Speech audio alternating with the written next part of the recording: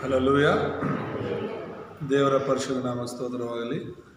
ಮತ್ತೊಂದು ಆವರ್ತಿ ದೇವರು ನಮ್ಮನ್ನು ಈ ಒಂದು ಆಲಯದಲ್ಲಿ ಆತನ ಆರಾಧಿಸಲು, ಸ್ತುತಿಸಲು, ಆತನ ವಾಕ್ಯವನ್ನು ಕೇಳಲು ಕರೆತಂದಿರೋದಕ್ಕಾಗಿ ಸ್ತೋತ್ರ ಮಾಡ್ತೇವೆ. ಕಳೆದ ವಾರವೆಲ್ಲ ದೇವರು ನಮ್ಮ ಜೊತೆ ಇದ್ದಾರೆ. ಈ ದಿನ ಆತನ ಆರಾಧನೆ ಮಾಡಲು, ಸ್ತುತಿಸಲು ಆತನ ಸನ್ನಿಧಿಗೆ ನಾವು ಬಂದಿದ್ದೇವೆ.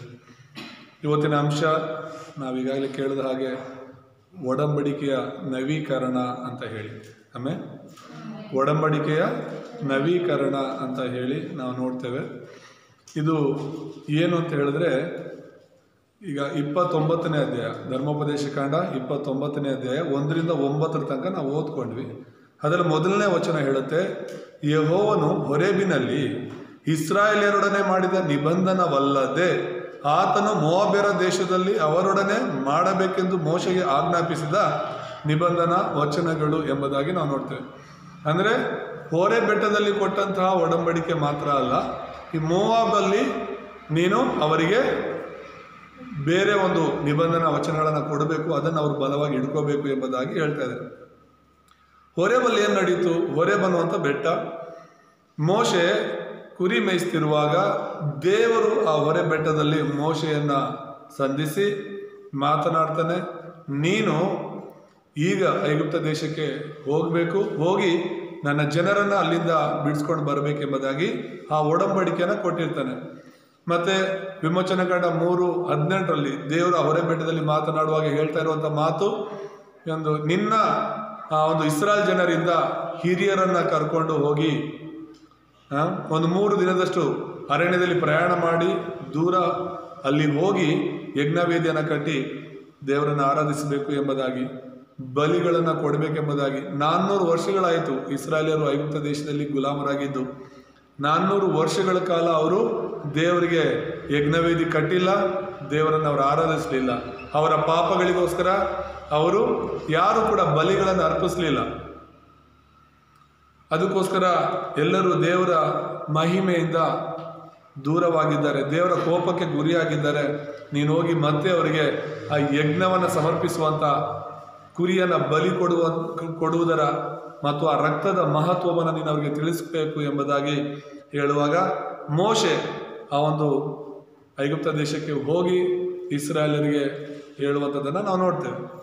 ಪರಿಚಯದಲ್ಲಿ ನಾವು ನೋಡುವಾಗ ಮೊದಲು ನಾವು ಏನನ್ನು ತ್ಯಜಿಸಬೇಕು. ಈಗ ದೇವರ ಒಡಂಬಡಿಕೆ, ದೇವರ ಸುವಾರ್ತೆಯನ್ನು ನಾವು ಹಿಡ್ಕೋಬೇಕು ಅಂದರೆ ಮೊದಲು ನಮ್ಮಲ್ಲಿರುವಂಥ ಕೆಲವು ವಿಷಯಗಳನ್ನು ಬಿಡಬೇಕೆಂಬುದಾಗಿ ನಾವು ನೋಡ್ತೇವೆ.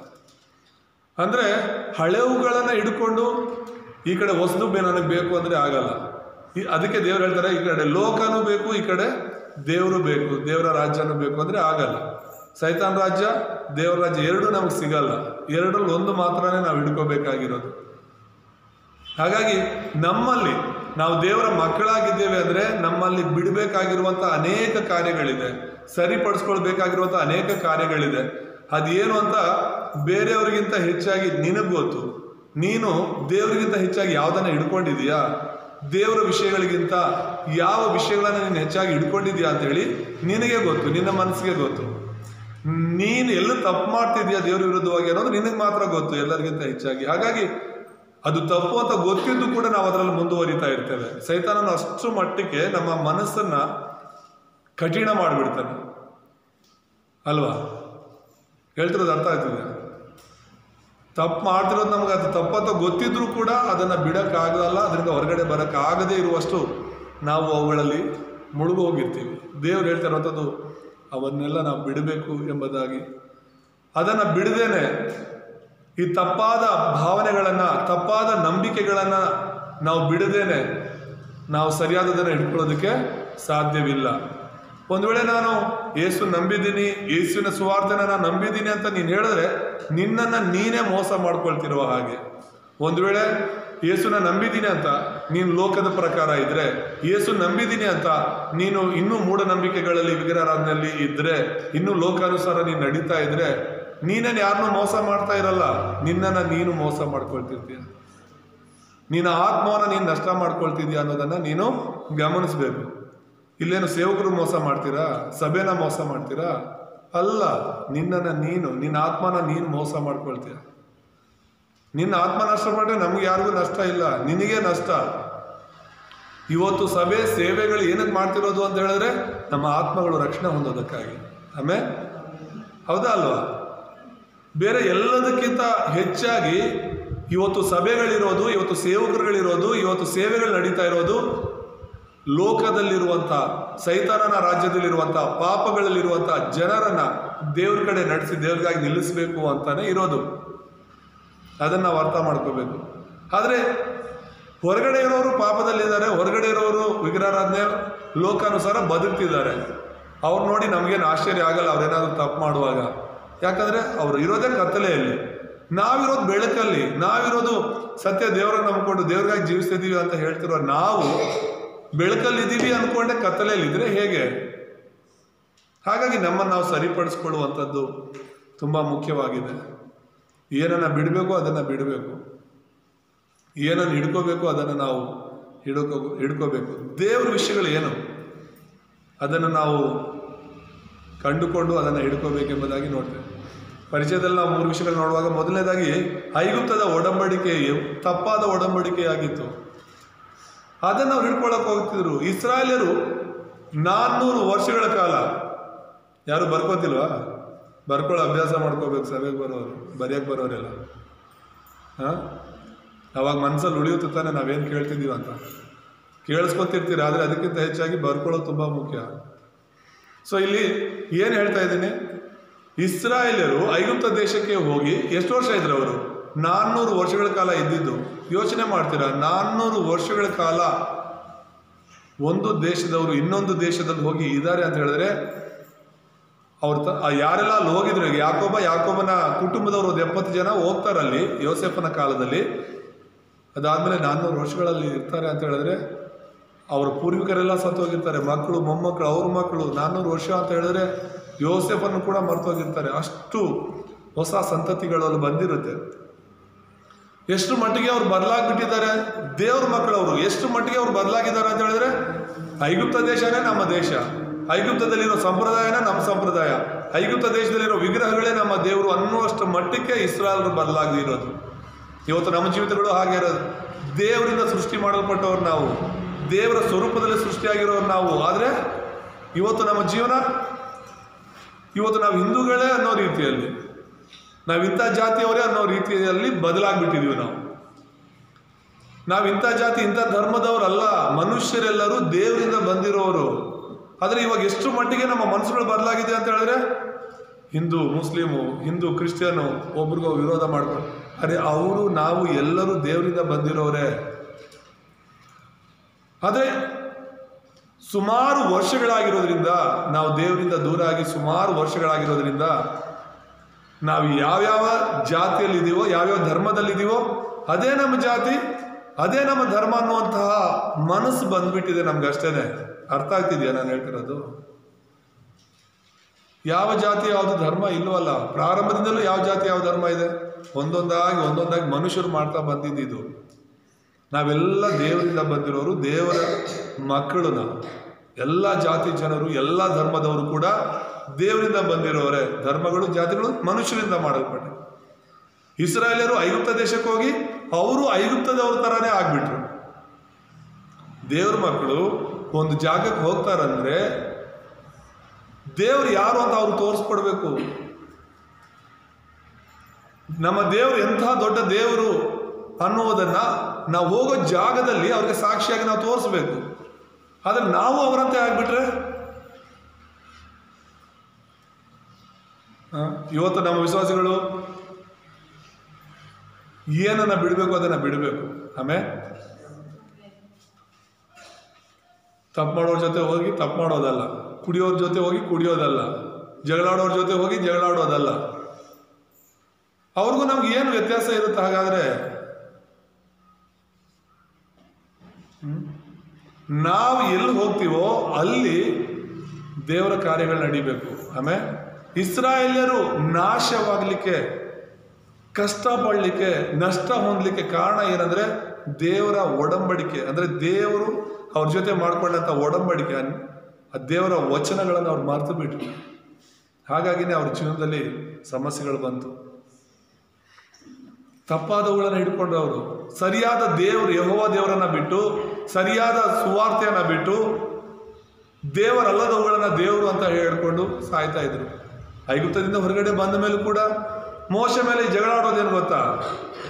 ನಾವು ಐಗುಪ್ತದಲ್ಲಿದ್ದಿದ್ರೇನೆ ಚೆನ್ನಾಗಿರೋದು, ಅಲ್ಲಿ ತಿನ್ನಕ್ಕೆ ಕುಡಿಯೋಕ್ಕೆ ಇರೋಕ್ಕೆ ಯಾವ ಸಮಸ್ಯೆ ಇರಲಿಲ್ಲ, ಏನಲ್ಲಿ ಸ್ಮಶಾನ ಇಲ್ಲ, ಸಮಾಧಿಗಳಿಗೆ ಜಾಗ ಇಲ್ಲ ಅಂತ ಹೇಳ್ಬಿಟ್ಟು ನಮ್ಮನ್ನ ಈ ಅರಣ್ಯಕ್ಕೆ ಕರ್ಕೊಂಡ್ಬಂದ್ರ ಅಂತ ಇಸ್ರಾಯೇಲರು ದೇವರ ಸೇವಕನ ಮೇಲೆ ಕೂಗಾಡ್ತಿದ್ದಾರೆ ಅಂತ ಹೇಳಿದ್ರೆ ಯೋಚನೆ ಮಾಡಿ ಅವ್ರು ಎಷ್ಟು ಮಟ್ಟಿಗೆ ಬದಲಾಗ್ಬಿಟ್ಟಿದ್ದಾರೆ ಅಂತ.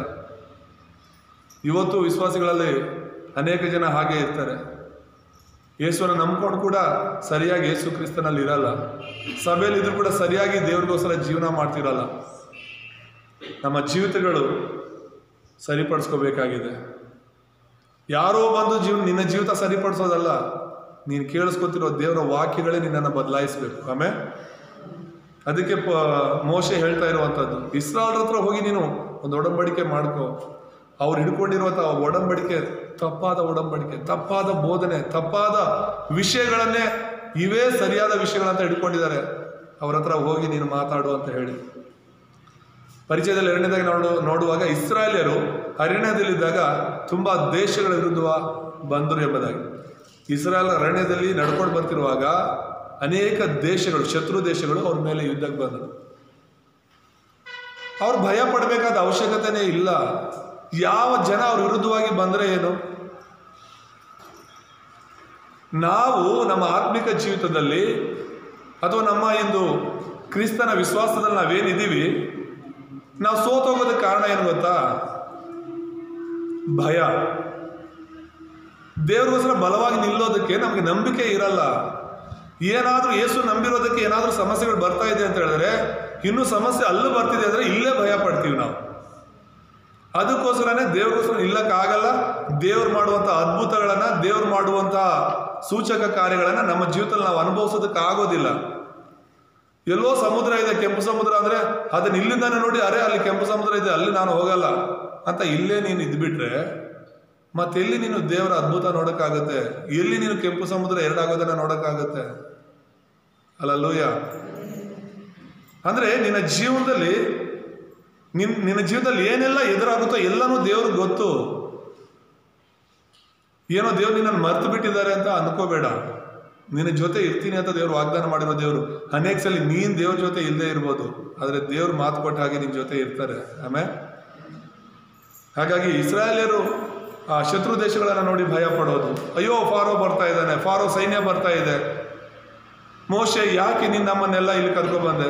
ನೋಡಿಲಿ ಶತ್ರುಗಳೆಲ್ಲ ನಮ್ಮ ಮೇಲೆ ಯುದ್ಧಕ್ಕೆ ಬರ್ತಾ ಇದ್ದಾರೆ, ನಾವು ಕುರಿ ಮೇಯಿಸೋರು, ನಮ್ಗೆ ಯುದ್ಧ ಬರಲ್ಲ. ಯಾವಾಗಲೂ ಸೇವಕರ ವಿರುದ್ಧ ಗೊಣಗಾಡೋದೆ, ಯಾವಾಗಲೂ ಮೋಶೆ ವಿರುದ್ಧ ಮಾತಾಡೋದೆ ಅವರ ಜೀವಿತಗಳು. ಬೈಬಲಲ್ಲಿ ತುಂಬಾ ಸ್ಪಷ್ಟವಾಗಿ ಬರೆಯಲ್ಪಟ್ಟಿದೆ, ದೇವರ ವಿರುದ್ಧ, ದೇವರ ಸೇವಕರ ವಿರುದ್ಧ ಗೊಣಗಾಡಿದವರು ಅರಣ್ಯದಲ್ಲೇ ಸತ್ತೋದ್ರಂತೆ. ಕಾನಾನ್ ದೇಶದಲ್ಲಿ ಅವ್ರು ಕಾಲು ಇಟ್ಟಿಲ್ಲ ಅಂತ ಹೇಳಿ. ಯಾಕಂದ್ರೆ ಯಾರು ಗೊಣಗಾಡ್ತಾರೆ ಗೊತ್ತಾ? ಯಾರು ದೇವ್ರ ಬಗ್ಗೆ ಅಯ್ಯೋ ನಾನು ಪ್ರಾರ್ಥನೆ ಮಾಡ್ತಿದ್ದೀನಿ, ಸಭೆಗೆ ಹೋಗ್ತಾ ಇದ್ದೀನಿ, ಬೈಬಲ್ ಓದ್ತಾ ಇದ್ದೀನಿ, ಉಪವಾಸ ಮಾಡ್ತಾ ಇದ್ದೀನಿ, ದೇವ್ರು ನನ್ನ ಪ್ರಾರ್ಥನೆ ಕೇಳ್ತಿಲ್ಲ, ದೇವ್ರು ನನ್ನ ಕಷ್ಟನೇ ತೀರಿಸ್ತಿಲ್ಲ, ಬರೀ ಈ ತರ ನಿನ್ನ ಆಲೋಚನೆ ಇದ್ರೆ ಸೈತಾನ್ ನಿನ್ನನ್ನು ಯಾಮಾರಿಸ್ತಾ ಇದ್ದಾನೆ. ಅದನ್ನ ನೀನು ಅರ್ಥ ಮಾಡ್ಕೋಬೇಕು. ಹಲ್ಲೆಲೂಯಾ. ದೇವ್ರ ನಾಮಕ್ಕೆ ಸ್ತೋತ್ರವಾಗಲಿ. ಮತ್ತೆ ಮೂರನೇದಾಗಿ ನಾವು ನೋಡುವಾಗ ಅನೇಕ ಜನರು ಇಸ್ರಾಯೇಲರ ವಿರುದ್ಧ ನಡ್ಕೊಂಡ್ರೆಂಬುದಾಗಿ. ಈಗ ನಾನು ಹೇಳ್ತಾ ಇರೋದು, ಒಂದು ಐಗುಪ್ತ ದೇಶದ ತಪ್ಪಾದ ವಿಷಯಗಳನ್ನು ಇಸ್ರಾಯೇಲರು ಬಿಡಬೇಕಾಗಿತ್ತು. ಎರಡನೇದು, ಬೇರೆ ದೇಶದವರು ಇಸ್ರಾಯೇಲರ ಮೇಲೆ ಬಂದರು, ಅವ್ರು ಭಯ ಪಡಬಾರ್ದಾಗಿತ್ತು. ಭಯ ಪಟ್ಟು ದೇವರ ವಿರುದ್ಧ, ಸೇವಕರ ವಿರುದ್ಧ ಮಾತಾಡಿ ಸತ್ತರು. ಕೊನೆಯದಾಗಿ ಮೂರನೇದಾಗಿ ಪರಿಚಯದಲ್ಲಿ ನಾವು ನೋಡುವಾಗ ಇಸ್ರಾಯೇಲರ ಒಳಗಡೆನೆ, ದೇವರ ಮಕ್ಕಳು ಒಳಗಡೆನೆ ವಿರೋಧಗಳು ಉಂಟಾಯಿತು. ಬೈಬಲಲ್ಲಿ ನಾವು ಓದ್ತೀವಿ, ಕೊರಹು ಎಂಬುದಾಗಿ ಒಬ್ಬ ವ್ಯಕ್ತಿ. ಅದೇನು ಮೋಶೆ ಮಾತ್ರ ನಾಯಕನ? ಆರೋನನು ಮಾತ್ರನೇ ಅಭಿಷೇಕಲ್ಪಟ್ಟ ನಾಯಕನ? ಮಿರಿಯಾಮಳು ಮಾತ್ರನೇ ದೇವರಿಂದ ಆರಿಸಲ್ಪಟ್ಟವಳ? ನಾವೆಲ್ಲ ದೇವ್ರ ಸೇವಕರಲ್ವಾ? ನಮಗೆಲ್ಲ ಇಸ್ರಾಯೇಲ್ ನಡ್ಸೋಕ್ಕೆ ಶಕ್ತಿ ಇಲ್ವಾ? ಅಧಿಕಾರ ಇಲ್ವಾ? ಅದೇ ಮೋಶೆ ಮಾತ್ರನೇ ಲೀಡ್ರಾ ನಮಗೆ? ನಾನು ಲೀಡ್ರೆ ಅಂತ ಹೇಳ್ಬಿಟ್ಟು ಕೊರಹು ಎದ್ದೇಳ್ದ. ದೇವ್ರು ಆರಿಸ್ಕೊಂಡವರು ಬೇರೆ, ದೇವ್ರು ಮೋಶೆನ ಆರಿಸ್ಕೊಂಡಿದ್ದು, ದೇವ್ರು ಮೋಶೆನ ಕರೆದಿದ್ದು. ಮೋಶೆ ನೀನು ಐಗುಪ್ತ ದೇಶಕ್ಕೆ ಹೋಗಿ ನನ್ನ ಜನರನ್ನು ಬಿಡಿಸ್ಕೋಬಾ ಅಂತ ದೇವರು ಆ ಬಲ ಅಧಿಕಾರವನ್ನ ಮೋಶೆ ಕೊಟ್ಟಿದ್ದು. ನಾನು ಲೀಡ್ರೆ, ನಾನು ನಡೆಸ್ತೀನಿ, ನನ್ನ ಕೈಲೂ ಆಗುತ್ತೆ ಅಂತ ನೀನು ಹೋದ್ರೆ ನಿನಗೆ ಬರೋ ಸಮಸ್ಯೆಗಳನ್ನ ಎದುರಿಸಿ ನಿಲ್ಲಕ್ಕಾಗುತ್ತೆ ನಿನ್ನ ಕೈಲಿ? ಅದನ್ನ ಅರ್ಥ ಮಾಡ್ಕೋಬೇಕು ನೀವು. ಈ ಕೊರಹನು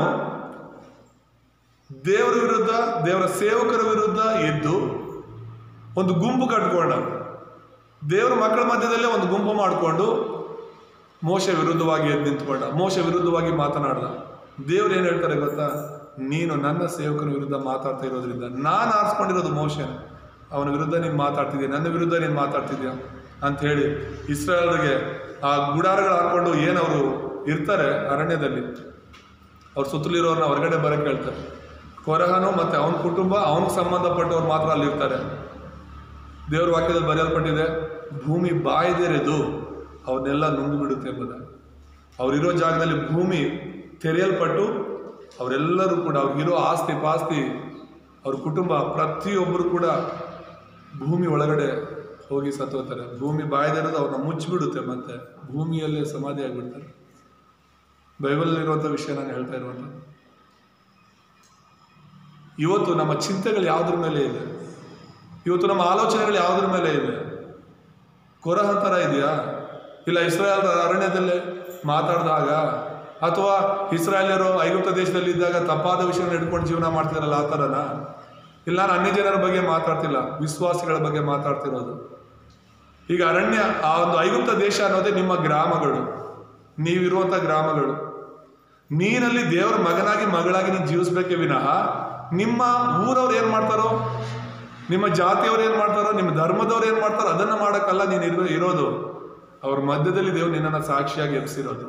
ಆಮೇಲೆ ಅವ್ರ ಮಧ್ಯದಲ್ಲಿ ದೇವ್ರು ನಿನ್ನನ್ನು ಸಾಕ್ಷಿಯಾಗಿ ಎಬ್ಸಿರೋದು. ಹಾಗಾಗಿ ನಿನ್ನ ಜೀವನದಲ್ಲಿ ದೇವರ ಒಡಂಬಡಿಕೆ ನವೀಕರಿಸ್ಕೋಬೇಕು, ಬಲವಾಗಿ ಅದನ್ನು ಹಿಡ್ಕೋಬೇಕು, ಅದನ್ನು ಯಾವತ್ತೂ ನೀನು ಮರಿಬಾರದು. ಮುಖ್ಯ ಸಂದೇಶ ನಾವು ಬರುವಾಗ ಮೊದಲನೇದಾಗಿ ನಾನು ನಿನಗೆ ಹೊಸ ಒಡಂಬಡಿಕೆಯನ್ನು ಕೊಡ್ತೇನೆ ಎಂಬುದಾಗಿ ಹೇಳ್ತಿರುವುದು ದೇವರು. ಈಗ ಹಳೆ ಒಡಂಬಡಿಕೆ, ಹೊಸ ಒಡಂಬಡಿಕೆ ಎರಡಿದೆ. ಹಳೆ ಒಡಂಬಡಿಕೆಯಲ್ಲಿರುವಂಥದ್ದೆಲ್ಲ ಒಂದು ನೆರಳಾಗಿದೆ ಅಂತ ನಾನು ಹೇಳಿದೆ. ಯೇಸು ಕ್ರಿಸ್ತನಿಗೆ ನೆರಳಾಗಿದೆ. ಈಗ ಹಳೆ ಒಡಂಬಡಿಕೆಯಲ್ಲಿ ಇರುವಂಥ ಆಚಾರಗಳನ್ನ ನಾವು ಪಾಲಿಸೋದ ಅವಶ್ಯಕತೆ ಇಲ್ಲ. ದೇವರೇ ಹೇಳಿದ್ರು, ಪಸ್ಕಾ ಹಬ್ಬದ ದಿನ ನೀವೆಲ್ಲರೂ ಕೂಡ ವರ್ಷಕ್ಕೊಂದ್ಸಲಿ ಆದರೂ ನಿಮ್ಮ ನಿಮ್ಮ ಪಾಪಗಳಿಗೋಸ್ಕರ ಕುರಿಮರಿನ ತಂದು ಬಲಿ ಕೊಡಬೇಕು ಅಂತ. ಇವತ್ತು ನಾವ್ಯಾರು ಬಲಿ ಕೊಡೋ ಅವಶ್ಯಕತೆ ಇಲ್ಲ. ಸುನ್ನತಿ ಮಾಡ್ಕೊಳ್ಳುವಂಥ ಪದ್ಧತಿ ಇತ್ತು. ಗಂಡು ಮಕ್ಕಳಿಗೆಲ್ಲರಿಗೂ ಸುನ್ನತಿ ಮಾಡ್ತಾ ಇದ್ರು. ಮುಸ್ಲಿಂ ಅವರು ಈಗಲೂ ಕೂಡ ಅದನ್ನು ಪಾಲಿಸ್ತಾರೆ. ಈಗ ನಾವು ಅದನ್ನು ಯಾವುದು ಮಾಡ್ತಾ ಇಲ್ಲ. ಯಾಕಂದ್ರೆ ದೇವ್ ನಮ್ಮ ಹೃದಯ ಸುನ್ನತಿಯನ್ನು ಮಾಡಿದ್ದಾರೆ ಎಂಬುದಾಗಿ ನೋಡ್ತೇವೆ. ಇಲ್ಲಿ ಬದಲಾಗಬೇಕಾಗಿರೋದು ದೇಹದಲ್ಲಲ್ಲ ಅಂತ ಹೇಳಿ ಹೊಸ ಒಡಂಬಡಿಕೆಯಲ್ಲಿ ನಾವು ನೋಡ್ತೇವೆ. ಹಳೆ ಒಡಂಬಡಿಕೆಯಲ್ಲಿ ಎಷ್ಟೋ ಇದೆ ಈ ತರ ಹೇಳ್ತಾ ಹೋದ್ರೆ, ಆದರೆ ಅದನ್ನು ನವೀಕರಿಸ್ಕೊಂಡು ಹೊಸ ಒಡಂಬಡಿಕೆಯಲ್ಲಿ ಕ್ರಿಸ್ತನನ್ನ ಹಿಡ್ಕೋಬೇಕು. ಯಾಕಂದ್ರೆ ಹಳೆ ಒಡಂಬಡಿಕೆಯಲ್ಲಿ ಇರುವಂತಹ ವಿಷಯಗಳು ಎಲ್ಲವೂ ಕೂಡ ಬರಬೇಕಾಗಿರೋ ಕ್ರಿಸ್ತನಿಗೆ ಸೂಚನೆ ಆಗಿರೋದ್ರಿಂದ ಅದನ್ನು ನಾವು ಹಿಡ್ಕೋಬೇಕಾಗಿರೋದು. ಹಲ್ಲೆಲೂಯಾ. ಹಳೆ ಒಡಂಬಡಿಕೆಯಲ್ಲಿ ಕೂಡ ಯಾರೆಲ್ಲ ಈ ನವೀಕರಿಸಲ್ಪಟ್ಟ ಕ್ರಿಸ್ತನ ಕುರಿತು ಹೇಳುವಂತ ಒಡಂಬಡಿಕೆನ ಹಿಡ್ಕೊಂಡಿದ್ರೋ, ದೇವರ ವಾಗ್ದಾನವನ್ನ ಹಿಡ್ಕೊಂಡಿದ್ರೋ, ಅವರ ಜೀವಿತದಲ್ಲಿ ದೇವರ ಕಾರ್ಯಗಳು ನಡೆದಿದ್ದನ್ನು ನಾವು ನೋಡ್ತೇವೆ. ಆಮೇಲೆ ಇಲ್ಲಿ ದೇವರು ಇಸ್ರಾಯೇಲಿಗೆ ಕೊಟ್ಟಂತ ಒಡಂಬಡಿಕೆ ಏನು ಅಂದ್ರೆ, ನೀವು ಕಾನಾನ್ ದೇಶಕ್ಕೆ ಹೋಗ್ಬೇಕು, ಕಾನಾನ್ ದೇಶನೇ ನಿಮ್ಮ ವಾಗ್ದಾನದ ಭೂಮಿ, ಇದನ್ನು ನೀವು ಬಲವಾಗಿ ಹಿಡ್ಕೋಬೇಕು ಅಂತ ಹೇಳಿ. ಎಷ್ಟು ಜನ ಹೋದ್ರು? ಐಗುಪ್ತ ದೇಶವನ್ನು ಬಿಟ್ಟು ಬಂದವರಲ್ಲಿ ಇಬ್ಬರು ಮಾತ್ರ ಹೋದ್ರು ಅಂತ ವಾಕ್ಯದಲ್ಲಿ ನಾವು ನೋಡ್ತೇವೆ. ಯೆಹೋಶುವ, ಕಾಲೇಬ್. ಐಗುಪ್ತದಿಂದ ಹೊರಗಡೆ ಬಂದವರಲ್ಲಿ ಆ ಇಬ್ಬರು ಮಾತ್ರನೇ ದೇವರ ಒಡಂಬಡಿಕೆನ ಬಲವಾಗಿ ಹಿಡ್ಕೊಂಡಿದ್ರು. ಅದಾದ್ಮೇಲೆ ಯೌವನ ಮಕ್ಕಳು ಮೋಶೆ ಉಪದೇಶಗಳನ್ನ ಕೇಳಿ ಸತ್ಯವನ್ನು ಅರ್ಥ ಮಾಡ್ಕೊಂಡು ಹಿಡ್ಕೊಂಡವರು ಕಾನಾನ್ ದೇಶದೊಳಗೆ ಹೋದ್ರು. ಕಾನಾನ್ ದೇಶ ಪರಲೋಕಕ್ಕೆ ಸಾದೃಶ್ಯವಾಗಿದೆ. ನಾನು ಇಸ್ರಾಯೇಲ್ಯರು ಹೇಗೆ ಐಗುಪ್ತದಿಂದ ಹೊರಗಡೆ ಬಂದರೋ ಹಾಗೆ ನೀನು ಸೈತಾನನ ರಾಜ್ಯದಿಂದ ಹೊರಗಡೆ ಬಂದು ದೇವರಿಗೋಸ್ಕರ ಜೀವಿಸ್ಬೇಕು. ನಾವು ಪರಲೋಕದ ನಿವಾಸಿಗಳು. ಹಲ್ಲೆಲೂಯಾ. ಯಾರು ಪರಲೋಕಕ್ಕೆ ಹೋಗ್ತಾರೆ? ಇರೋರೆಲ್ಲ ನಾವು ಹೋಗಲ್ಲ, ಇಸ್ರಾಯೇಲ್ಯರೇ ಅವರೆಲ್ಲ. ಆದರೆ ಇಸ್ರಾಯೇಲ್ರೆಲ್ಲರೂ ಕಾನಾನ್ ದೇಶಕ್ಕೆ ಹೋಗಲಿಲ್ಲ. ಇವತ್ತು ವಿಶ್ವಾಸಿಗಳು ಅನ್ಕೊಂಡು ನಾವೆಲ್ಲ ಕ್ರಿಶ್ಚಿಯನ್ ಅನ್ಕೊಂಡು ಸಭೆಯಲ್ಲಿರುವಂಥವರೆಲ್ಲ ಏನು ಪರಲೋಕಕ್ಕೆ ಹೋಗಲ್ಲ. ಸುವಾರ್ತೆನ ಸರಿಯಾಗಿ ಹಿಡ್ಕೊಂಡವ್ರೆ, ಒಡಂಬಡಿಕೆನ ಸರಿಯಾಗಿ ಹಿಡ್ಕೊಂಡ ಯೆಹೋಶುವ ಕಾಲೇಬರು ಹೋದ ಹಾಗೇನೆ ನೀನು ದೇವರ ವಾಕ್ಯವನ್ನ ಯೇಸುವನ್ನ ಸರಿಯಾಗಿ ನಂಬಿ ಯೇಸುಗಾಗಿ ಜೀವಿಸಿದ್ರೆ ಮಾತ್ರನೇ ತಾನೇ ಹೋಗ್ಲಿಕ್ಕಾಗುತ್ತೆ. ನನ್ನ ಮೂಲಕವಾಗಿ ಹೊರತು ನೀನು ಪರಲೋಕಕ್ಕೆ ಹೋಗಕ್ಕಾಗಲ್ಲ, ತಂದೆಯನ್ನ ಭೇಟಿಯಾಗಕ್ಕಾಗಲ್ಲ ಅಂತ ದೇವ್ರು ಹೇಳ್ತಾ ಇರುವಂಥದ್ದು. ಇಸ್ರಾಯೇಲ್ ಒಡಂಬಡಿಕೆನ ಹಿಡ್ಕೊಂಡವರು, ದೇವರ ಸುವಾರ್ತೆನ ನಂಬದವರು ಮಾತ್ರ ಕಾನಾನ್ ದೇಶದೊಳಗೆ ಹೋದ್ರು ಎಂಬುದಾಗಿ ನಾವು ನೋಡ್ತೇವೆ. ಅದಾದ್ಮೇಲೆ ಯುದ್ಧಗಳು ಸಂಭವಿಸುತ್ತೆ. ಕಾನಾನ್ ದೇಶಕ್ಕೆ ಹೋದ್ಮೇಲೆ ಅನೇಕ ಯುದ್ಧಗಳು ಬರುತ್ತೆ. ಯುದ್ಧಗಳ ಸಮಯದಲ್ಲಿ ಕೂಡ ಯಾವ ಅರಸನು ದೇವರನ್ನು ಹಿಡ್ಕೊಂಡ್ನೋ, ದೇವರಲ್ಲಿ ನಂಬಿಕೆ ಇಟ್ನೋ ಅವನು ಮಾತ್ರನೇ ಜಯಿಸ್ದ. ದೇವರನ್ನು ಹಿಡ್ಕೊಳ್ದೇ ಇರೋ ಯಾವ ಅರಸನು ಕೂಡ ಜಯಿಸಲಿಲ್ಲ. ಅವನ ಕುಟುಂಬ ನಾಶವಾಗ್ತಾ ಹೋಯಿತು.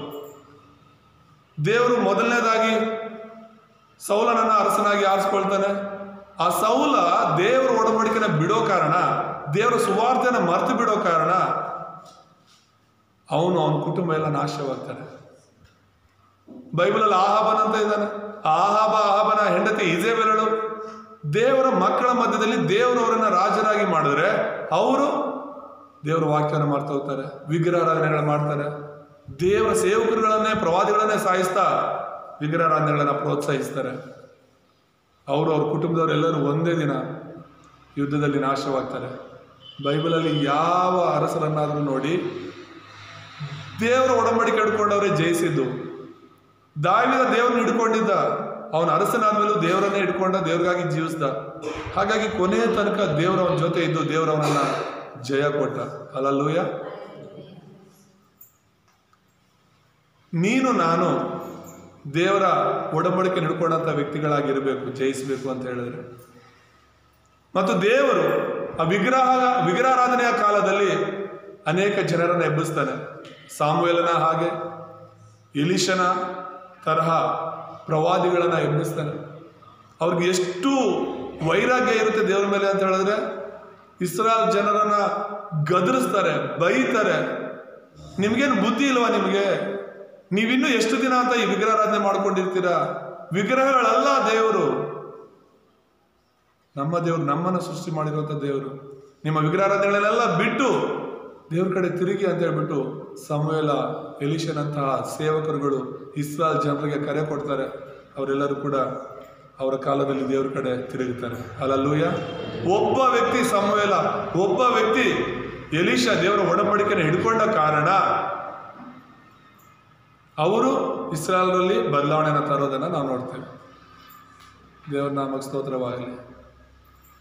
ಸೊ ಇಲ್ಲಿರುವಂಥ ನಾವೆಲ್ಲರೂ ಕೂಡ ದೇವರ ಒಡಂಬಡಿಕೆನ ಹಿಡ್ಕೊಳ್ಬೇಕು. ಒಬ್ಬರಿಬ್ಬರಾದರೂ ಪರವಾಗಿಲ್ಲ, ನಾವು ದೇವರ ಒಡಂಬಡಿಕೆ ಹಿಡ್ಕೊಳ್ಳುವಾಗ, ಯೇಸುವನ ಸರಿಯಾದ ರೀತಿಯಲ್ಲಿ ನಾವು ಹಿಡ್ಕೊಳ್ಳುವಾಗ ಬದಲಾವಣೆ ಪ್ರಾರಂಭವಾಗುತ್ತೆ. ಆಮೇಲೆ ಅಷ್ಟೇ ಅಲ್ಲದೆ ಸೆರೆಗೆ ಹೋದ ಸಮಯದಲ್ಲಿ ನಾವು ನೋಡ್ತೀವಿ, ಆ ದೇವರು ಕೊಟ್ಟ ಹೊಸ ಒಡಂಬಡಿಕೆಯನ್ನ, ದೇವರ ಸರಿಯಾದ ಒಡಂಬಡಿಕೆಯನ್ನು ಹಿಡ್ಕೊಂಡಿದ್ರು. ಯಾರು? ದಾನಿಯೇಲ್ ಆಗಲಿ, ಶಾದ್ರಕ್ ಮೇಷಕ್ ಅಬೇದ್ನೆಗೋ ಆಗಲಿ, ಎಸ್ತೇರಳಾಗಲಿ. ಆ ಒಂದು ಸೆರೆಮನೆಗೆ ಹೋದವರು, ಸೆರೆಗೆ ಹೋದವರು ಎಲ್ಲರೂ ಕೂಡ ದೇವರನ್ನ ಮರ್ತು ಬಿಟ್ರು ಕೂಡ ಈ ಕೆಲವು ಜನರು ದೇವರ ಒಡಂಬಡಿಕೆಯನ್ನು ಹಿಡ್ಕೊಂಡ್ರು. ಅವರ ಮೂಲಕ ದೇವರು ದೊಡ್ಡ ಕಾರ್ಯಗಳನ್ನು ಮಾಡಿದ್ರು. ಕಾನಾನ್ ದೇಶದಲ್ಲಿ ಮಾತ್ರ ಅಲ್ಲ, ಅವ್ರು ಹೋದಂಥ ಬಾಬೆಲ್ ದೇಶದಲ್ಲಿ ಕೂಡ ದೇವರು ಒಡಂಬಡಿಕೆ ಹಿಡ್ಕೊಂಡಂತಹ ದಾನಿಯೇಲ, ಶಾದ್ರಕ್ ಮೇಷಕ್ ಅಬೇದ್ನೆಗೋ, ಎಸ್ತೇರಳ ಅವರ ಜೊತೆಯಲ್ಲಿ ಇದ್ದಿದ್ದರಿಂದಲೇ ಅಲ್ಲಿ ಕೂಡ ಅವರು ದೊಡ್ಡ ಕಾರ್ಯಗಳನ್ನು ಮಾಡಿದ್ರು. ಆಮೇಲೆ ಮತ್ತು ರೋಮಪುರದ ಸಮಯದಲ್ಲಿ ನಾವು ನೋಡ್ತೀವಿ, ರೋಮಪುರದ ಸಮಯದಲ್ಲಿ ಚಕ್ರವರ್ತಿಗಳಿಗೆ ಯೇಸು ಅಂದರೆ ಆಗಲ್ಲ, ಯೇಸು ನಮ್ದವ್ರು ಅಂದರೆ ಆಗಲ್ಲ. ಯೇಸುನ ಹೇಗೆ ಸಿಲುಬೆಯಲ್ಲಿ ಹಾಕಿ ಸಾಯಿಸಿರೋ, ಯೇಸು ನಮ್ದವ್ರನ್ನು ಕೂಡ ಮನೆಯಲ್ಲಿ, ಈಗ ಸೌಲನು ಹೇಗೆ ಮನೆಗೆ ನುಗ್ಗಿ ಯೇಸು ನಮ್ದವ್ರನ್ನ ಹಿಡ್ಕೊಬಂದು ಸೆರೆಮನೆಗೆ ಹಾಕೋದು, ಹೊಡಿಯೋದು, ಸಾಯಿಸೋದು ಮಾಡ್ತಾ ಇದ್ರು. ಅಂಥ ಪರಿಸ್ಥಿತಿ ಇದ್ದಿದ್ದು ರೋಮಪುರದ ಸಮಯದಲ್ಲಿ. ಆದರೆ ವಿಶ್ವಾಸಿಗಳು ಯಾರು ಭಯ ಪಡಲಿಲ್ಲ. ದೇವರಿಗಾಗಿನೇ ಬದುಕೋದಕ್ಕೆ ಪ್ರಾರಂಭ ಮಾಡಿದ್ರು, ದೇವರ ಸುವಾರ್ತೆಗಾಗಿ ಬದುಕಕ್ಕೆ ಪ್ರಾರಂಭ ಮಾಡಿದ್ರು. ಸ್ವಲ್ಪ ದಿನ ರೋಮಪುರದವ್ರು ಕಷ್ಟ ಕೊಡೋರು ಆಗಿರ್ಬೋದು, ಆದರೆ ಇಡೀ ರೋಮಪುರ ಒಂದು ದಿನ ಬದಲಾವಣೆ ಆಯಿತು. ಹಲ್ಲೆಲೂಯ. ದೇವರ ಸಭೆಯನ್ನ ಹಿಂಸೆ ಮಾಡ್ತಿದ್ದಂತಹ ರೋಮಪುರ ರೋಮಪುರದ ಚಕ್ರವರ್ತಿಗಳು, ರೋಮಪುರದ ಸೈನಿಕರೆಲ್ಲರೂ ಕೂಡ ಯೇಸುವಿನ ನಂಬಿ ಯೇಸುವಿನ ಮಕ್ಕಳಾಗಿ ಮಾರ್ಪಟ್ರು. ನೀನು ನಂಬಿರುವಂಥ ದೇವರು, ನೀನು ಹಿಡ್ಕೊಂಡಿರುವಂಥ ಸುವಾರ್ತೆನೇ ಪರಿಪೂರ್ಣವಾದ ಸುವಾರ್ತೆ, ಸರಿಯಾದ ಸುವಾರ್ತೆ ಅಂತ ಹೇಳಿ ನೀನು ಹಿಡ್ಕೋಬೇಕು. ಅದನ್ನು ಬಿಟ್ಟು ಎಡಕ್ಕೋ ಬಲಕ್ಕೋ ನೀನು ತಿರುಗಬಾರ್ದು. ಬೇರೆಯವರೆಲ್ಲರೂ ಕೂಡ ತಪ್ಪಾದ ವಿಷಯವನ್ನು ಹಿಡ್ಕೊಂಡಿದ್ದಾರೆ, ತಪ್ಪಾದ ದೇವರನ್ನು ಹಿಡ್ಕೊಂಡಿದ್ದಾರೆ, ದೇವರಲ್ಲದವುಗಳನ್ನು ದೇವರಾಗಿ ಹಿಡ್ಕೊಂಡಿದ್ದಾರೆ. ಅವರೇ ಅದನ್ನು ಅಷ್ಟು ಭಯ ಭಕ್ತಿಯಿಂದ ಮಾಡ್ತಿರ್ಬೇಕಾದ್ರೆ ನೀನು ಸರಿಯಾದ ದೇವರನ್ನು ನಂಬಿ ಕೂಡ ನಿನ್ನ ಜೀವನ ಇನ್ನೂ ಹೀಗೆ ಇದ್ರೆ ಹೇಗೆ? ಅದಕ್ಕೆ ನಾನು ಪರಿಚಯದಲ್ಲಿ ಹೇಳಿದ ಹಾಗೆ ಇನ್ನು ನಿನ್ನ ಜೀವನದಲ್ಲಿ ಏನು ಬಿಡಬೇಕು ಅದನ್ನು ಬಿಡಬೇಕಾಗಿದೆ. ಎರಡನೇದಾಗಿ ನಾವು ನೋಡುವಾಗ ಭೂತಕಾಲದ ಆಧಾರಗಳನ್ನು ನಾವು ಹಿಡ್ಕೋಬೇಕು ಅಂತ. ಭೂತಕಾಲ ಅಂದರೆ ಹಿಂದೆ ನಡೆದಿರುವಂಥ ಘಟನೆಗಳನ್ನು ನಾವು ನೆನಪಿಸಿಕೊಳ್ಳಬೇಕು, ಅವುಗಳನ್ನು ಆಧಾರವಾಗಿ ಇಟ್ಕೋಬೇಕು.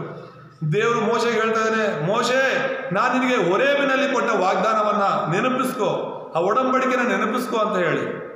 ಎಲ್ಲೋ ಕುರಿ ಮೇಯಿಸ್ಕೊಂಡಿದ್ದಂತಹ ಮೋಶೆಯನ್ನ ದೇವರು ಕರೀತಾನೆ. ಹಲ್ಲೆಲೂಯಾ.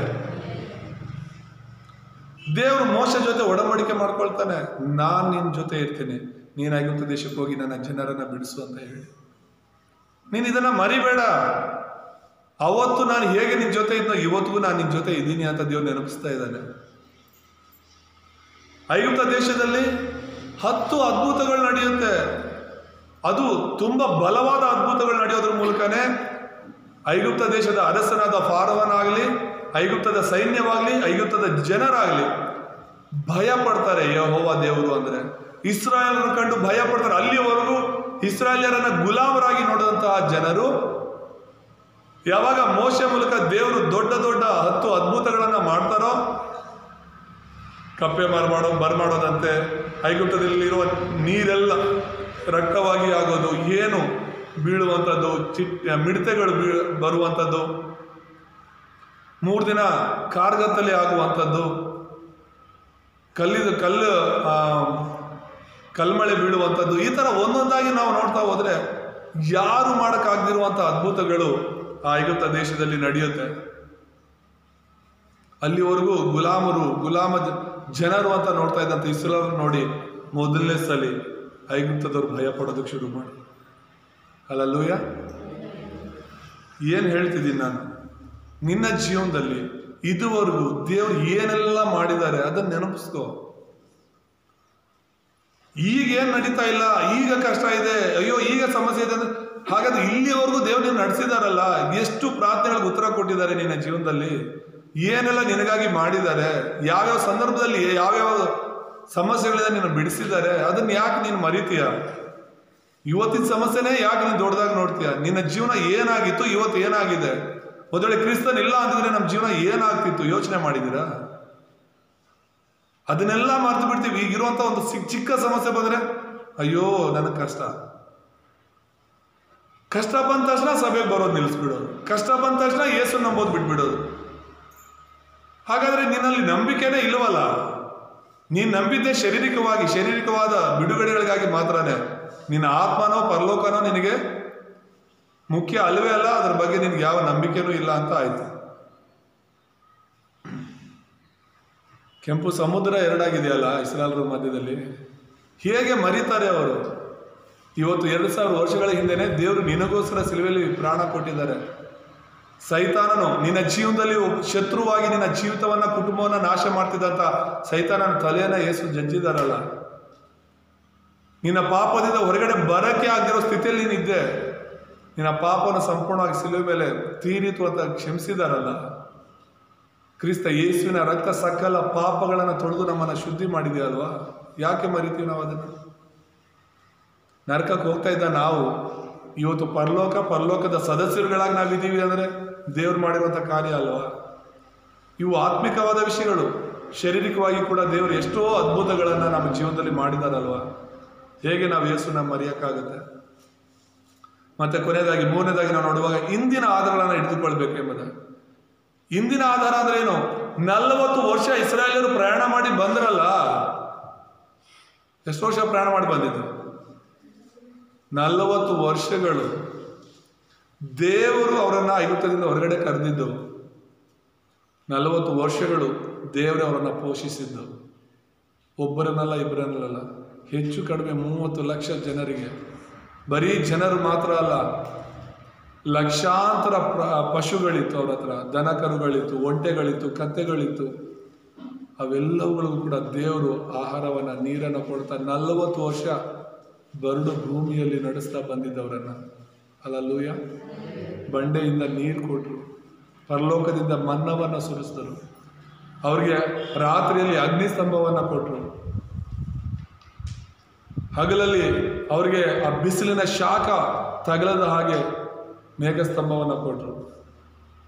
ದೇವರೇ ಅವರಿಗೆ ತಂದೆಯಾಗಿ ತಾಯಿಯಾಗಿ ನಡೆಸಿದರು. ಹಲ್ಲೆಲೂಯ. 40 ವರ್ಷಗಳು ದೇವರು ಅವ್ರನ್ನ ಒಂದು ದಿನಾನು ಒಂದು ಕ್ಷಣನೂ ಕೈ ಬಿಟ್ಟಿಲ್ಲ. ಕಾನಾನ್ ದೇಶದಲ್ಲಿ ಕಾಲಿಡೋ ತನಕನೂ ದೇವರು ಅವ್ರ ಕೈ ಬಿಟ್ಟಿಲ್ಲ. ಯೆಹೋಶುವನಿಗೂ ಕೂಡ ದೇವ್ರು ಹೇಳೋದೇನು ಗೊತ್ತಾ? ಯೆಹೋಶುವ 1ನೇ ಅಧ್ಯಾಯದಲ್ಲಿ, ಯೆಹೋಶುವ, ಈಗ ಮೋಶೆ ಸತ್ತಿದ್ದಾನೆ, ಮೋಶೆ ಸತ್ತ, ನಾನು ಕೂಡ ಇಸ್ರಾಯೇಲನ್ನ ಕೈ ಬಿಡ್ತೀನಿ ಅಂತ ಅನ್ಕೋಬೇಡ. ಮೋಶೆ ಜೊತೆ ಇದ್ದಾಗ ನಾನು ನಿನ್ನ ಜೊತೆ ಇರ್ತೀನಿ ಅಂತ. ಹಲ್ಲೆಲೂಯ. ದೇವ್ರು ನಿನ್ನ ಜೊತೆ ಇರ್ತಾರೆ, ನಿನ್ನ ಕುಟುಂಬದ ಜೊತೆ ಇರ್ತಾರೆ. ಎಲ್ಲಿವರೆಗೂ? ನೀನು ದೇವರನ್ನ ಭೇಟಿ ಆಗೋ ತನಕ, ನೀನು ದೇವರ ಸನ್ನಿಧಿಗೆ ಹೋಗೋ ತನಕ, ನೀನು ಪರಲೋಕಕ್ಕೆ ಹೋಗೋ ತನಕ ಕೂಡ ದೇವ್ರ ಜೊತೆ ಇರ್ತಾರೆ. ಅದರ ನಂತರ ಕೂಡ ನಮ್ಮ ಜೊತೆ ಇರ್ತಾರೆ. ಹಾಗಾಗಿ ಈ ಲೋಕದ ಪ್ರಯಾಣದಲ್ಲಿ ನೀನು ಒಬ್ಬನೇ ಇದೆಯಾ, ಒಬ್ಬಳೇ ಇದೆಯಾ ಅಂತ ಅನ್ಕೋಬೇಡ. ಹಲ್ಲೆಲೂಯ. ದೇವ್ರು ನಿನ್ನ ಜೊತೆ ಇದ್ದಾರೆ ಅನ್ನೋದನ್ನ ನೀನು ಸಂಪೂರ್ಣವಾಗಿ ನಂಬು. ಇಸ್ರಾಯೇಲರ ಜೊತೆ 40 ವರ್ಷಗಳಿದ್ದ ದೇವರು ಖಂಡಿತವಾಗ್ಲೂ ನಿನ್ನ ಜೀವನದಲ್ಲೂ ಇರ್ತಾರೆ. ಏನು ಇಲ್ಲದೆ ಇರುವಂಥ ಸ್ಥಿತಿಯಲ್ಲಿ ನೀನಿದ್ರು ಕೂಡ ಆ ಸಮಯದಲ್ಲಿ ದೇವ್ರು ನಿನಗೆ ಬೇಕಾಗಿರೋದನ್ನು ಒದಗಿಸ್ಕೊಡ್ತಾರೆ. ಇಸ್ರಾಯೇಲರು ಆ 3 ಹಬ್ಬಗಳನ್ನು ಇಟ್ಕೊಂಡಿದ್ರು, ಮತ್ತು ಇಸ್ರಾಯೇಲರು ಮಂಜೂಷ ಪೆಟ್ಟಿಗೆಯನ್ನು ಹಿಡ್ಕೊಂಡಿದ್ರು. ಅವ್ರು ಎಲ್ಲಿ ಹೋದ್ರು ಕೂಡ ಮಂಜೂಷ ಪೆಟ್ಟಿಗೆ ಹೊತ್ಕೊಂಡು ಹೋಗ್ತಾ ಇದ್ರು. 40 ವರ್ಷಗಳು ಅವರೆಲ್ಲೇ ಹೋದ್ರು ಮಂಜೂಷ ಪೆಟ್ಟಿಗೆನ ಹೊತ್ಕೊಂಡು ಹೋಗ್ತಾರೆ. ಮುಂಚೆ ಹೋಗ್ಬೇಕಾಗಿದ್ದು ಅವರೆಲ್ಲರಿಗಿಂತ ಮುಂಚೆ ಮಂಜೂಷ ಪೆಟ್ಟಿಗೆನ ಹೊತ್ಕೊಂಡು ಹೋಗ್ತಾ ಇದ್ರು. ಮಂಜೂಷ ಪೆಟ್ಟಿಗೆ ಅಂದ್ರೆ ಏನು? ದೇವರ ಸಾನ್ನಿಧ್ಯ, ದೇವರ ವಾಕ್ಯ. ನಿನ್ನ ಜೀವನದಲ್ಲಿ ಏನಿರ್ಬೇಕಾಗಾದ್ರೆ ದೇವ್ರು ಇರಬೇಕು. ನಿನ್ನ ಜೀವನದಲ್ಲಿ ಲೋಕನೋ, ಹಣನೋ, ಆಸ್ತಿನೋ, ಇನ್ನೊಂದೋ ಅಲ್ಲ ಮುಂದೆ ಇರಬೇಕಾದ್ರೆ ದೇವ್ರ ಮುಂದೆ. ದೇವ್ರ ಮುಂದೆ ನೀನು ದೇವರ ಹಿಂದೆ ಹೋಗ್ತಾ ಇರಬೇಕು. ದೇವರ ವಾಕ್ಯ ನೀನು ಹಿಂಬಾಲಿಸಬೇಕಾಗಿರೋದು.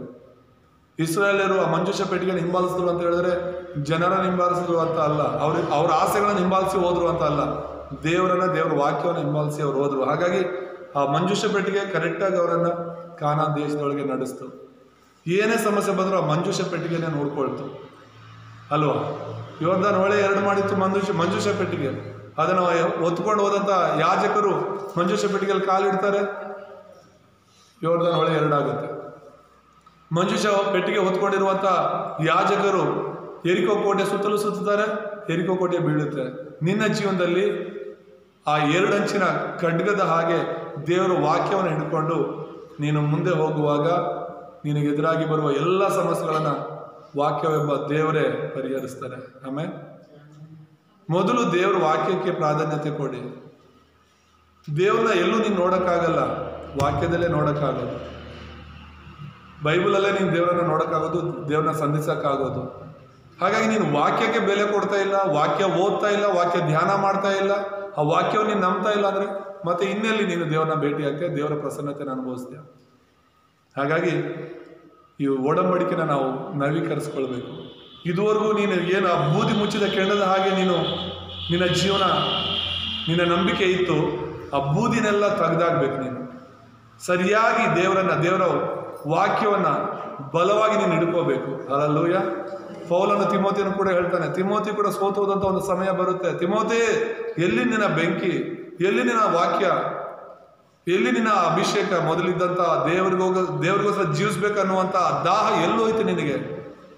ಮತ್ತೆ ನೀನು ಊದು, ನಿನಗೆ ಏನೋ ಬೂದಿ ಮುಚ್ಚಿದ ಕೆಂಡದ ಹಾಗಿದೆ ನಿನ್ನ ನಂಬಿಕೆ, ಅದನ್ನು ಊದು, ಮತ್ತೆ ಪ್ರಜ್ವಲಿಸ್ಬೇಕು ನೀನು ದೇವರಿಗಾಗಿ. ಸಭೆಗೆ ಬಂದಾಗ ಕೆಲವರೆಲ್ಲ ಪ್ರಾರಂಭದಲ್ಲಿ ತುಂಬ ಭಯ ಭಕ್ತಿಯಿಂದ ಯೇಸು ಅಂದ್ಕೊಂಡು ಪ್ರಾರ್ಥನೆ ಅಂದ್ಕೊಂಡಿರ್ತಾರೆ. ದಿನಗಳು ಕಳೀತಾ ನಂಬಿಕೆ ಕಡಿಮೆ ಆಗುತ್ತೆ, ಭಯ ಭಕ್ತಿ ಕಡಿಮೆ ಆಗುತ್ತೆ, ವಾಕ್ಯ ಓದೋದು ಕಡಿಮೆ ಆಗುತ್ತೆ, ಪ್ರಾರ್ಥನೆ ಕಡಿಮೆ ಆಗುತ್ತೆ, ಸಭೆ ಬರೋದು ಕಡಿಮೆ ಆಗುತ್ತೆ. ಅಲ್ಲ, ನಂಬಿಕೆ ಇಲ್ಲ ಅಂತಲ್ಲ ನಾನು ಹೇಳ್ತಿರೋದು, ಆದರೆ ಪ್ರಾಧಾನ್ಯತೆ ಕೊಡ್ತಿಲ್ಲ ಅಂತ. ಇಲ್ಲಿರುವಂಥ ನಮ್ಮ ಎಲ್ಲರಿಗೂ ದೇವರು ಮಾತನಾಡ್ತಿರುವಂಥದ್ದು, ಇನ್ನೂ ದೇವ್ರಿಗಾಗಿ ನಾವು ಹೆಚ್ಚಾಗಿ ಬದುಕಬೇಕು ಅಂದರೆ, ದೇವ್ರಿಗೆ ಪ್ರಸನ್ನತೆಯನ್ನು ಅನುಭವಿಸ್ಬೇಕು ಅಂದರೆ, ದೇವರ ಜೊತೆಗಾರಿಕೆಯನ್ನು ಅನುಭವಿಸ್ಬೇಕು, ದೇವರ ಕಾರ್ಯಗಳನ್ನು ನಾವು ನಮ್ಮ ಕುಟುಂಬದಲ್ಲಿ ನಾವು ಕೆಲಸ ಮಾಡೋ ಜಾಗದಲ್ಲಿ ನೋಡಬೇಕು ಅಂದರೆ ಯೇಸುವನ್ನೇ ಇಟ್ಕೊಳ್ಳೋಣ. ಯಾವ ತಪ್ಪಾದ ವಿಷಯಗಳ ಜೊತೆ ನಾವು ಕೈ ಜೋಡಿಸೋದು ಬೇಡ, ಲೋಕದ ವಿಷಯಗಳ ಜೊತೆ ಕೈ ಜೋಡಿಸೋದು ಬೇಡ. ತಪ್ಪಂದರೆ ತಪ್ಪು ಬಿಟ್ಟುಬಿಡೋಣ. ದೇವರ ವಿರುದ್ಧವಾಗಿ, ದೇವರ ವಾಕ್ಯದ ವಿರುದ್ಧವಾಗಿ ಏನೇ ಇದ್ರೂ ಕೂಡ ಅದನ್ನು ಬಿಟ್ಟು ದೇವ್ರಿಗಾಗಿ ನಾವು ಜೀವಿಸೋಣ. ಖಂಡಿತ ಜಯ ನಮಗೆ ಸಿಗುತ್ತೆ. ಈ ವಾಕ್ಯದಿಂದ ದೇವರು ನಮ್ಮನ್ನು ಆಶೀರ್ವಾದ ಮಾಡಲಿ. ಪ್ರಾರ್ಥನೆ ಮಾಡ್ಕೊಳ್ಳೋಣ. ನಮ್ಮನ್ನು ಬಹಳವಾಗಿ ಪ್ರೀತಿಸುವಂಥ ನಮ್ಮ ತಂದೆಯಾದ ದೇವರೇ, ನಿಮ್ಮ ಪರಿಶುದ್ಧ ನಾಮಕ್ಕೆ ಸ್ತೋತ್ರವಾಗಲಿ. ಈ ಸಮಯದಲ್ಲಿ ನಿಮ್ಮ ಸನ್ನಿಧಿಯಲ್ಲಿ ನಾವು ಬರ್ತಾ ಇದ್ದೇವೆ ಸ್ವಾಮಿ. ಇಲ್ಲಿರುವ ನಮ್ಮೆಲ್ಲರನ್ನ ನಿಮ್ಮ ಆತ್ಮನಿಂದ ತುಂಬಿಸಿರಿ. ಮೋಶೆ ಮೂಲಕ ಇಸ್ರಾಯೇಲ್ಯರಿಗೆ ಹೇಗೆ ಅವರ ಒಡಂಬಡಿಕೆಯನ್ನು ನವೀಕರಿಸಿರೋ ಹಾಗೆಯೇ ನಮ್ಮ ಜೀವಿತದಲ್ಲಿ ಕೂಡ ಇವತ್ತು ನಿಮ್ಮ ಒಡಂಬಡಿಕೆಯನ್ನು, ನಿಮ್ಮ ಸುವಾರ್ತೆಯನ್ನು ನಾವು ನವೀಕರಿಸಿಕೊಳ್ಳಲು, ಅದನ್ನು ಬಲವಾಗಿ ಹಿಡ್ಕೊಳ್ಳಲು ನಿಮಗಾಗಿ ಜೀವಿಸಲು ಸಹಾಯ ಮಾಡಿ. ಯೇಸು ನಾಮದಲ್ಲಿ ಪ್ರಾರ್ಥಿಸ್ತೇವೆ ತಂದೆ. ಆಮೆನ್.